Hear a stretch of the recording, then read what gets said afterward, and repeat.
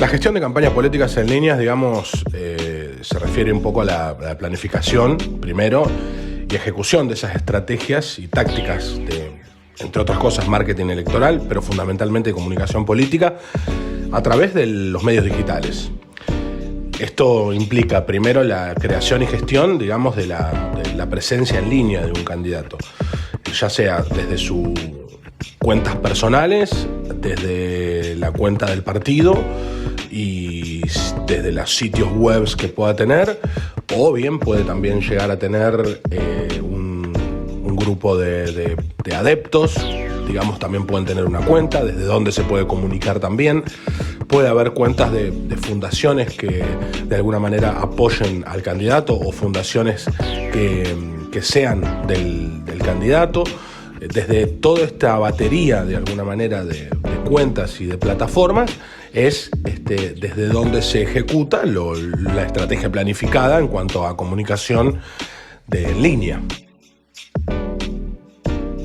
Desde la campaña de Obama, si no me equivoco, en el 2008, sí, porque fue electo en el 2009-2017. Desde la campaña de Obama en adelante se marcó un antes y un después en las redes sociales como instrumento de gestión de campaña. De en adelante después vino por trazar algunas campañas significativas, como fueron las de Trump también, las de Bolsonaro. Son perfiles que de alguna manera encontraron en las redes sociales un territorio, que es otro de los cuestiones fundamentales a la hora de organizar una campaña. Digamos, el territorio tenía que ver con lo que uno conoce como los intendentes, mismo los gobernadores, que ya dominan un territorio, tienen la posibilidad de manejarse sobre ese territorio, manejar recursos y contactos sobre ese territorio, y comparativamente con los candidatos que intentan oponerse a ellos en las elecciones, tienen una ventaja clara, porque tienen el territorio. Entonces, en este caso, en el caso, por ejemplo, que cité, de Obama, de Trump, de Bolsonaro, o mismo Milei en estas elecciones del 2023, no cuentan con territorio, no cuentan con intendentes, no cuentan con una red de partido fuerte y sólida que les pueda garantizar un movimiento y una fluidez para la campaña, con lo cual deciden utilizar las redes sociales como ese territorio por donde moverse. Y si se me permite la analogía, cada una de estas redes sociales, digamos Instagram, Facebook, Twitter, etcétera, son diferentes territorios que hay que ir conquistando, y cada uno de esos territorios, en cada uno de esos lugares, se habla de una manera, se piensa de una manera, se razona de una manera diferente, con lo cual hay que trazar estrategias completamente diferentes para cada una de esas redes sociales, porque son territorios completamente distintos, habitados por personas con perfiles completamente diferentes. Por ejemplo, Facebook es una red social que ya viene cayendo. Los jóvenes prácticamente no tienen cuenta de Facebook, y si la tienen no le dan interacción. Entonces ha quedado más que nada para la gente grande. Entonces, bueno, ¿cómo se le habla a una persona de más de 45 años, de 45 a 60, 70 años? Se le habla de una manera completamente diferente a la que se habla en Instagram, donde tenemos jóvenes de entre 20 y 40, por así decirlo.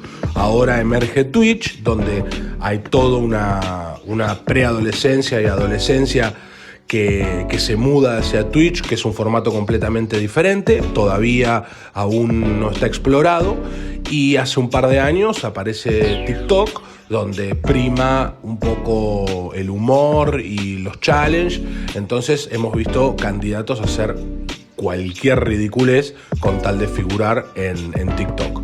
¿Por qué? Porque no comprenden, o sus asesores no comprenden, cuáles son los códigos que se manejan en cada uno de esos territorios y las posibilidades que les permitiría de ser usados de la mejor manera.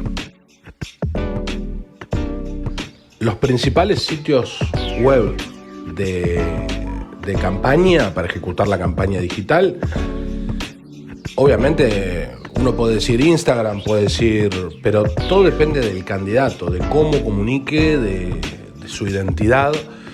Por ahí si es una persona mayor y con otros códigos, hay que adaptarle los medios a su forma de comunicar. Por ahí es mejor un podcast donde no tiene que exponerse tanto ante la cámara, depende de las condiciones que tenga para hacerlo. Por ahí su público más grueso puede llegar a estar en Facebook o puede llegar a estar en Pinterest, donde supongamos que se tratase de una mujer, donde es una red social donde predominan de alguna manera las mujeres.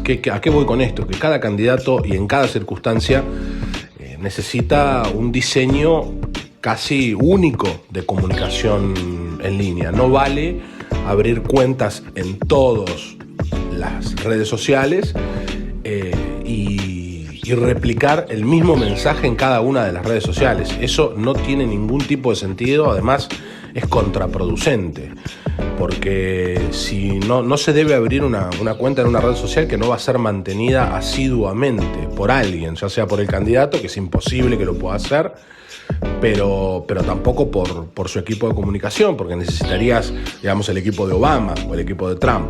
Entonces, tener una red social muerta con muy pocas publicaciones desprestigia al candidato, porque habla de, mirá, si trata así sus cuentas y no las atiende, cómo va a tratar los barrios o cómo va a tratar las cosas, digamos. Habla de una desaprensión en cuanto a la forma de manejarse. O sea, si en campaña, que es cuando más te deberías preocupar y mostrar todo tu mejor lado, justamente desatendés esos detalles que tienen que ver con vos, me imagino cómo será cuando ganes con las cosas que probablemente no te importen.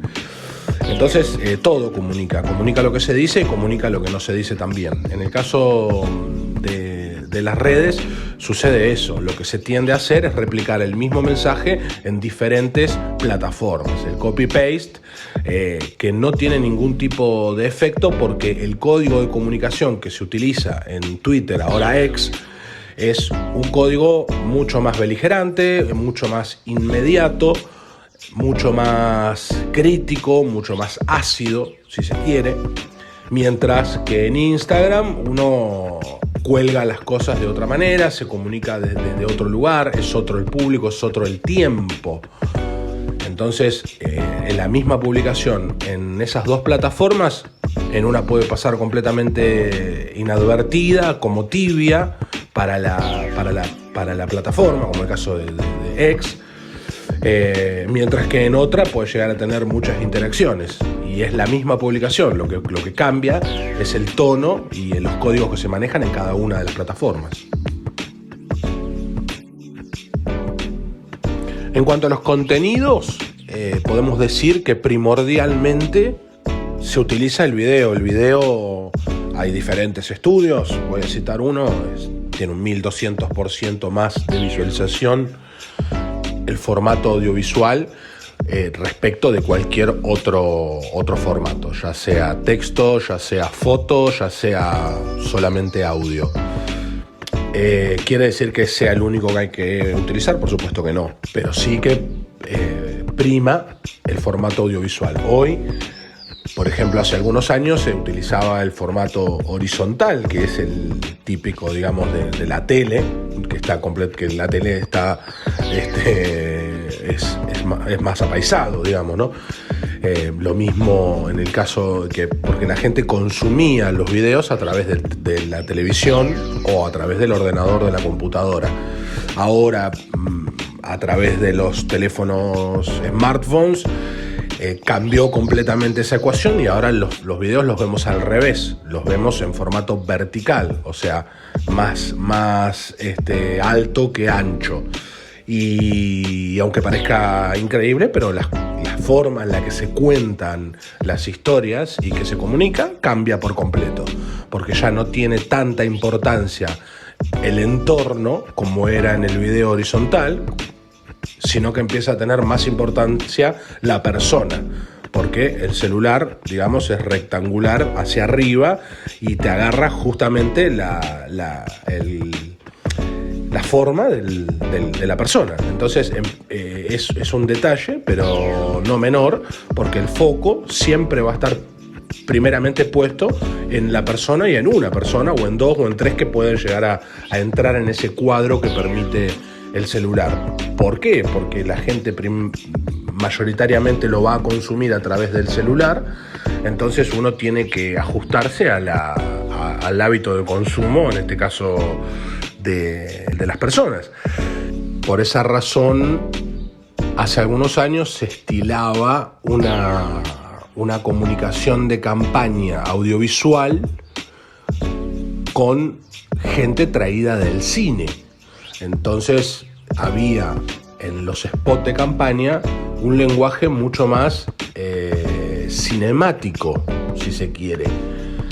Luego empezó a incorporarse nociones de la gente que viene más del palo de la publicidad, porque tenían como una chispa diferente a la del cine.